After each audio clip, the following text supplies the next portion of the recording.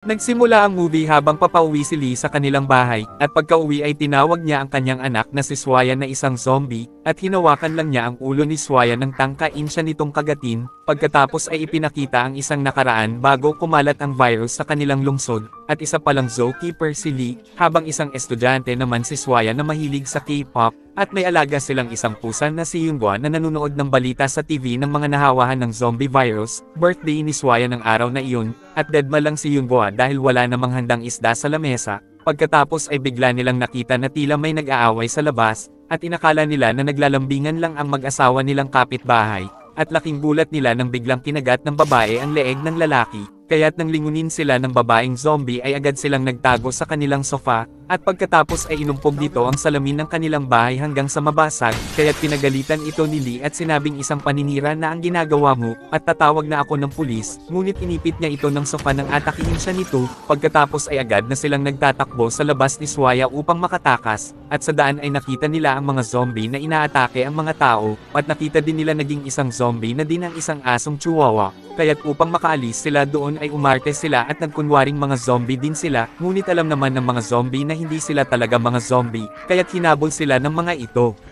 At nang madapa si Swaya ay bigla siyang kinagat ng matandang zombie, kaya't nang sanggahin ni Lee ang kagat ng matandang zombie ay braso niya ang nakagat nito, salamat na lang dahil nakapustiso pala ang matandang zombie, kaya't hindi siya nahawahan nito, at iniwan niya muna si Swaya upang makuha ang kanyang kotse at agad niyang binalikan ito, ngunit habang nasa daan ay nakita niya na may kagat pala si Swaya, dahil nang iwan niya si Swaya ay nakagat pala ito ng isang batang zombie kanina, at ilang sandali ay nawalan na ng malay si Swaya, at nang atakihin niya ang kanyang ama, ay agad na itinalukbong ni Lee ang hood ng jacket sa kanyang ulo, at kinagabihan pagbalik ng lola ni Swaya na si Kim ay sinabi ni Lee na nagkasakit lang ang apo mo, at nang atakihin ni Swaya ang kanyang lola ay tumalon ito at pinukpok siya ng sandok sa ulo, at nag-iiyak si Kim nang dahil sa kalungkutan ng aminin ni Lee ang buong katotohanan sa kanya, pagkatapos ay napanood nila sa TV na nagpa-lockdown na ang gobyerno upang hindi na kumalat ang virus, at sinabi din ng mga ito na papatayin na nila kung sino man ang mga nahawahan. Kinabukasan pagpunta ni Lee sa ospital upang ipagamot si Swaya, ay nakita niya na pinatay ng mga sundalo ang isang nahawahan doon, kaya't agad na silang umalis upang hindi mapatay si Swaya ng mga sundalo, at sa bahay ay napanood nila Kim na sinabi sa balita na isumbong kaagad sa otoridad ang kahit sino mang tao na nahawahan, upang mapatay, kaya't agad nang naghukay si Lee upang siya na lang ang maglibing kay Swaya kesa mapatay pa ito ng mga sundalo, at humingi na siya ng tawad sa anak dahil kinakailangan na niyang gawin ito, at napaiyak siya dahil hindi niya magawang pukpukin ng pala ang anak upang mapatay at mailibing ito.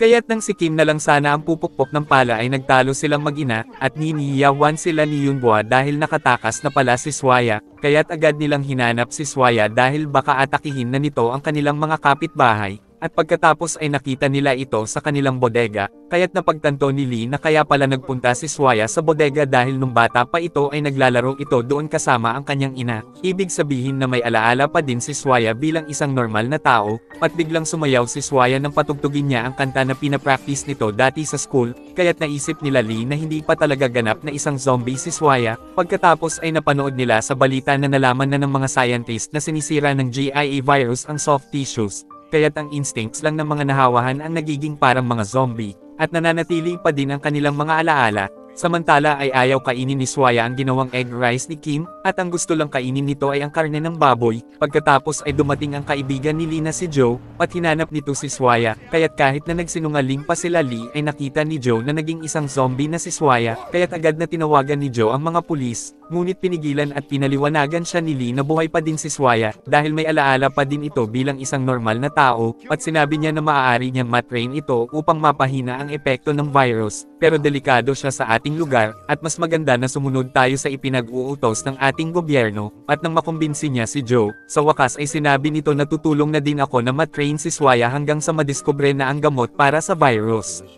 At upang maisagawa na ang training ay dinala nila si Swaya sa isang isla na walang tao, at sa unang training ay gustong kainin ni Swaya si Joe dahil mukha siyang isang baboy, at ginamitan din ni Lee ng pito si Swaya upang mapigilan niya ito sa pag-atake, at sa araw-araw na training ay unti-unti na nilang nasanay si Swaya, habang nagtatagumpay naman ang gobyerno na mapababa ang mga nahahawahan, at nagbigay din sila ng papremyo na 100 million kung sino man ang makapag-report ng bagong mga nahawahan. At pagkaraan ng mga araw ay naiintindihan na si Swaya ang mga dapat at mga hindi dapat gawin. Pagkatapos ay sinabi ni Kim na bilan ni Lee ng make-up si Swaya, at habang bumibili ng make-up ay nagtago si Lee nang makita niya ang kababata niyang si Shin, at habang nasa daan ay sinabi niya dito na kasama niya sa bahay ang kanyang ina at ang kanyang anak na si Swaya, at nang sabihin ni Shin na gusto kong makita ang anak mo, ay agad na bumaba si Lee sa daan upang hindi nito makita si Swaya, at kinagabihan ay inimbite ni Joe si Shin dahil magkababata pala silang tatlo, at agad na tumanggi si Lee ng alukan ni Shin na doon na lang mag-aral si Swaya sa kanilang eskwelahan, at nang ibalita sa TV na nagtapos na ang zombie virus, ay sinabi ni Shin na ayoko sa mga zombie, dahil nang mahawahan ang nobyo ko ay agad ko siyang pinatay nang hindi na makakagat pa ng iba, at kinabukasan ay pumayag si Joe nang sabihin niya dito na samahan mo si Swaya sa festival upang bumalik na ulit ang kanyang alaala. At laking gulat niya nang makita niya sa bahay si Shin, at agad niyang itinulak si Shin sa isang kwarto nang lapitan nito si Swaya, at lalo tuloy nagduda si Shin, kaya't agad silang gumawa ng dahilan ni Kim upang mapauwi na nila ito. Kinaumagahan ay minake-upan na ni Kim si Swaya na binili ni Lee, upang magmukhang normal na tao na ito, at nag-costume naman ng Thor si Joe at pagkatapos ay nagpunta na sila sa carnival para sa cosplay, at sa carnival ay makikitang masayang-masaya sila Lee at Thor dahil nag-enjoy si Swaya at hindi ito ng atake ng mga tao, at mas lalo silang natuwa nang mabalitaan nila na malapit nang magkaroon ng gamot para sa virus, at laking gulat nila dahil biglang nawala si Swaya, kaya agad nilang hinanap ito, at kaya pala ay nakaamoy si Swaya ng pagkain, at biglang kinagat nito ang tindang churros ng isang lalaki nang hindi man lang nagbabayad, kaya't agad na nagbayad si Lee sa lalaki nang makita niya si Swaya, at laking gulat nila nang biglang sabihin ni Swaya ang salitang churros, dahil hindi naman talaga ito nakapagsasalita. Kaya't nang dahil dito ay napaiyak si Lee at inakap niya ang kanyang anak, samantalang pagka-uwi ni Kim ay nakita niya naghihintay si Shin, dahil nakita na pala nito ang notes ni Lee tungkol sa nangyari kay Swaya, at ipinaliwanag kaagad ni Kim na anak ng namatay na ate ni Lee si Swaya, at dahil sa sobrang kalungkutan ni Lee sa pagkamatay ng kanyang ate, kaya't itinuring niyang anak si Swaya, at pagka-uwi nila Lee ay agad na inatake ni Shin si Swaya, at laking gulat ni Shin nang mapasunod at mapigilan ni Lee si Swaya na atakihin siya, kaya't nang dahil dito ay nagkasundo silang dalawa, na kung safe talaga si Swaya ay kailangan nitong mag-aral, dahil kung hindi ay isusumbong niya ito sa mga pulis, kaya't pumayag na agad si Lee, at sa eskwelahan ay sinabi ni Shin sa mga estudyante na nahihirapang magsalita si Swaya. Pagkatapos ay binuwisit si Swaya ng mga pasaway ng mga estudyante, salamat na lang dahil nang makita ni Lee ay agad niyang inayos ang nagkahiwalay na contact lens ni Swaya, at dahil sa laki ng takot ni Shin sa mga zombie, ay binalibag niya ng napakalakas ng bola sa mukha si Swaya, kaya't agad na isinugod ni Lee ang kanyang anak sa klinik, at pagkatapos ng ilang beses na paghihilot nila ng mukha ni Swaya, sa wakas ay naayos na din nila ito, at kinagabihan ay biglang dumating ang tunay na ama ni Swaya na si Hansen, at dinukot niya si Swaya upang makuha niya ang reward na 100 milyon, kaya't agad siyang hinabol at sinuntok ni Lee, at nang makita ni Swaya na nabugbog na ni Hansen si Lee ay kinagat niya ang kanyang tunay na ama, at pinagalitan siya ni Lee dahil sa kanyang pangangagat, at nang maging zombie na si Hansen ay agad na siyang pinatay ni Lee, at pagkatapos ng nangyaring iyon ay nagdesisyon na sila Lee na magpapakalayo na sila ni Swaya, upang hindi na magkaroon pa ng problema, ngunit ayaw ni Joe dahil baka mahuli at mapatay lang si Swaya, at baka makulong lang din si Lee, at sa bahay nila Lee ay nagdatingan na ang mga sundalo upang kunin at patayin si Swaya, kaya't agad silang nagtagong mag-ama sa bodega, pagkatapos ay sinabi ni Lee sa mga sundalo sa labas na may mga alaala pa din si Swaya, at hindi siya mapanganib at hindi siya nangangagat, parang awa niyo na wag niyong patayin ang anak ko, ngunit nagpumilit pa din ang mga sundalo na kunin si Swaya, kaya't humingi na ng tawad si Lee sa anak dahil hindi niya magawang maprotektahan ito, at sinabi niya na kagatin mo na ako ngayon anak.